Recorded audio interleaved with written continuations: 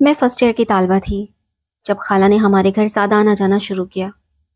اس آنے جانے کا مقصد یہ تھا کہ وہ اپنی صاحبزادی کا رشتہ میرے بھائی سے کرنا چاہتی تھی۔ میرے دو ہی بھائی تھے، بڑے شاہد بھائی جو بزنس کے سلسلے میں انگلینڈ میں رہائش پذیر تھے، جبکہ چھوٹا بھائی زاہد ان دنوں بی اے کا طالب علم تھا۔ خالہ نے امی سے بات کی کہ وہ اپنی بیٹی رقیہ کو غیروں میں نہیں بیانا چاہتی۔ امی نے کہا کہ شاہد تو انگلینڈ میں ہے، میں اس کا کچھ نہیں کہہ سکتی، پتہ نہیں وہ پاکستان میں شادی کرتا بھی ہے کہ نہیں۔ البتہ زاہد سے بات کروں گی، اگر اس نے رقیہ سے شادی پر رضامندی ظاہر کر دی تو وہ رقیہ کو بہو بنا لیں گی۔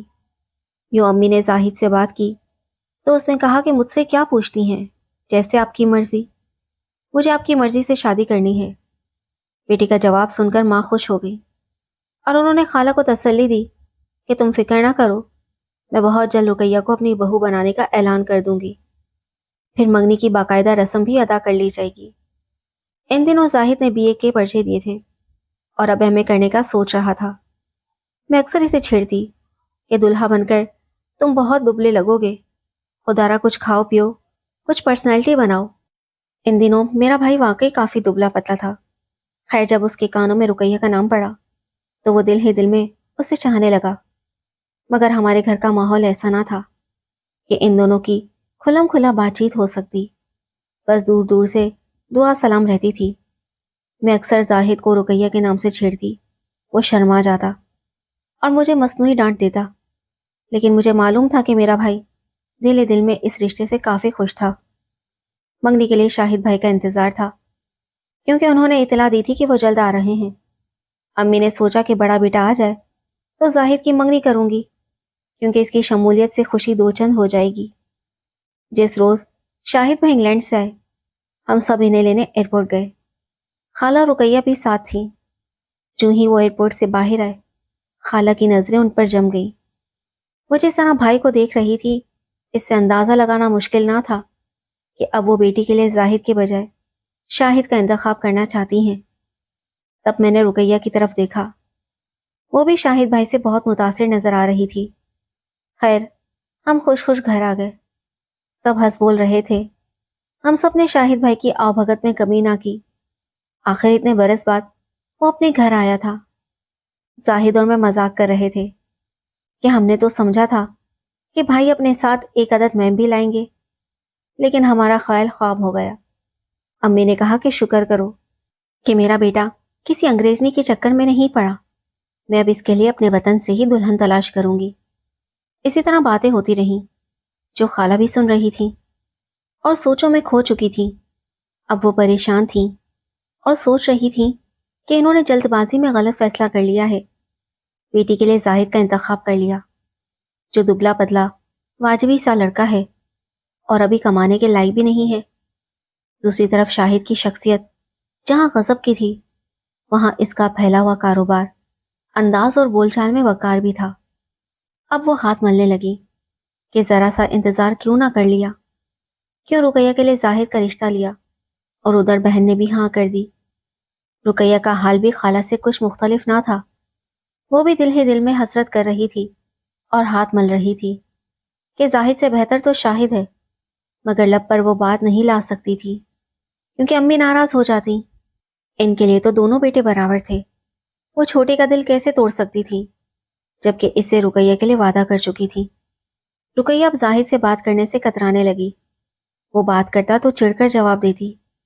زاہد حیران تھا کہ اسے کیا ہوا ہے، پہلے تو اچھی طرح بات کرتی تھی، اب ایک دم سے بیزاری کیوں؟ میری سہیلی زادی بہن بہت خود غرض تھی، وہ زاہد سے پیچھا چھڑانے کی ترکیبیں سوچ رہی تھی۔ انہی دنوں میری سالگرہ آ گئی۔ امی نے سوچا اس بار آسماں کی سالگرہ نہایت دھوم دھام سے منائی جائے تاکہ اس تقریب میں شاہد کی شرکت سونے پہ سہاگا ہو۔ امی نے قریبی رشتہ داروں کا مدعو کر لیا، خالہ، خالو اور رقیہ بھی آ گئے۔ سب میز کے گرد کھڑے تھے، بڑے زور و شور سے کیک کاٹا گیا اور تحفے ملنے لگے، تحفوں کا ڈھیر لگ گیا۔ مہمانوں کی خاطر تواضع ہوئی اور پھر سب چلے گئے۔ امی نے خالہ کو اصرار کر کے روک لیا، رقیہ بھی ساتھ ٹھہر گئی، البتہ خالو جان گھر چلے گئے۔ رات 11 بجے تھے۔ رقیہ ٹی وی لاؤنج سے اٹھ کر کچن میں گئی۔ जहाँ काम वाली मासी की बेटी सुमैया बर्तन धो रही थी। इसने सुमैया से चाय बनाने को कहा और खुद लॉन में आ गई, जहाँ जाहिद भाई और खाला बैठे थे। जाहिद ने रुकैया से कहा कि आज मेरे दोस्तों ने ताश की महफिल जमाई है, मैं वहां जाना चाहता हूँ, तुम्हें बुरा तो नहीं लगेगा? खाला कहने लगी, बेटा जरूर जाओ, उसे क्यों बुरा लगेगा? कभी कभी इंसान को अपने दोस्तों के साथ भी वक्त गुजारना चाहिए। ठीक है, भाई ने झिझकते हुए कहा, आप मेरे कमरे की चाबी ले लें और लॉक करके सो जाना। जब मैं आकर दरवाजा बजाऊं तो खोल देना। ठीक है, तुम बेफिक्र होकर जाओ। खाला ने जाहिद से चाबी लेकर रुकैया को दे दी और बोली कि जल्दी आने की कोशिश करना। जाहिद चला गया। इतने में सुमैया चाय ले आई। इसने मैट्रिक के पर्चे दिए हुए थे और अब फारिग थी, तो काम ज्यादा होने की वजह से मासी उसे हमारे घर छोड़ गई थी। रुकैया ने कहा कि सुमैया चलो, मैं तुम्हें सोने की जगह बता दूं, क्योंकि सब अभी जाग रहे हैं। तुम्हें देखकर सबको काम याद आते रहेंगे। तुम्हें चाय कॉफी के झंझट से निजात न मिलेगी। सारा दिन काम करके तुम बहुत थक गई हो और ढेर बर्तन भी धोए हैं। इस हमदर्दी पर लड़की मशकूर नजरों से रुकैया को देखने लगी। वो सुमैया को लेकर जाहिद भाई के कमरे में गई और कहा कि अब तुम सो जाओ। जब तुम किसी को नजर ना आओगी तो तुम्हारा काम भी हल्का हो जाएगा। मैं और अम्मी यहाँ पलंग पर सोएंगे, तुम नीचे फर्श पर चादर बिछा लो। सुमैया चादर बिछाकर लेट गई। जरा देर बाद रुकैया ने कमरे की लाइट बंद कर दी और कहा कि थोड़ी देर बाद अम्मी के साथ आकर यहाँ सो जाऊंगी। लड़की थकी हुई थी, मिनटों सेकंडों में नींद की आगोश में चली गई। इस सारी कार्रवाई का घर में किसी को इल्म ना हुआ सिवाय खाला और रुकैया के। थोड़ी देर बाद वो दोनों मेरे कमरे में आकर लेट गई। जरा देर बाद खाला तो सो गई, लेकिन रुकैया जागती रही, क्योंकि इसे जाहिद के आने का इंतजार था। मैं भी नींद की आगोश में चली गई। जो ही सुबह 4 बजे दरवाजे पर खटका हुआ, रुकैया दबे कदमों उठी, दरवाजा खोला और टीवी लाउंज में आ गई। जाहिद को चाबी देकर कहा कि अपना कमरा खुद खोल लो, मैं सोने जा रही हूँ। ये कहकर वो मेरे कमरे में वापस आ गई। इतने में आजान होने लगी।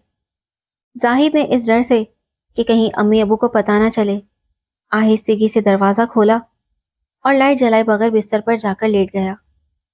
वो थका हुआ था। लेटते ही नींद आ गई और इसे पता ही ना चला कि परली तरफ कालीन पर कोई सो रहा है। आजान होते ही अम्मी अबू नमाज के लिए उठ गए। रुकैया तो पहले ही जाग रही थी। वो नमाज पढ़ने के बहाने खाला को जगाकर लाउंज में आ गई, जहां अम्मी अबू नमाज पढ़ रहे थे। माँ बेटी ने वुजू किया। अम्मी अबू नियत बांध चुके थे। रुकैया दबे कदमों जाहिद के कमरे में गई। वो गहरी नींद में था। रुकैया ने सुमैया के पांव को छुआ। वो उठ बैठी और आंखें मलती हुई कमरे से निकल गई।